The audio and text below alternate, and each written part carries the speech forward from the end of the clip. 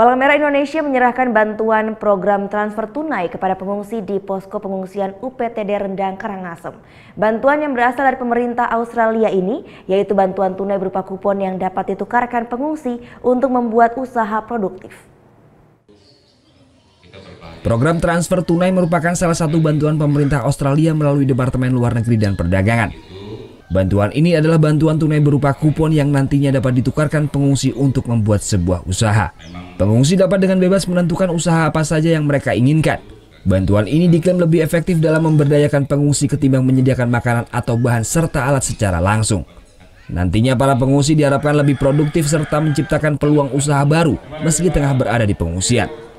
Sebagai langkah awal, bantuan transfer tunai ini akan diberikan kepada ratusan pengungsi yang tersebar di Kabupaten Karangasem dan akan terus ditingkatkan secara menyeluruh.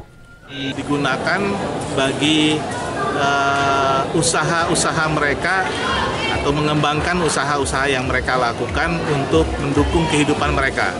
PTT-nya itu dana diberikan kepada mereka, diberikan langsung kepada mereka, dan kemudian mereka mengajukan kegiatan-kegiatan apa yang akan mereka lakukan ya untuk menggunakan dana. Saat ini terdapat 53.000 jiwa lebih pengungsi bencana erupsi Gunung Agung. Hampir 3 bulan lebih mereka ada di pengungsian dan selama itu pula sebagian besar dari pengungsi tidak bekerja sehingga tidak berpenghasilan. Tim Liputan melaporkan untuk NET.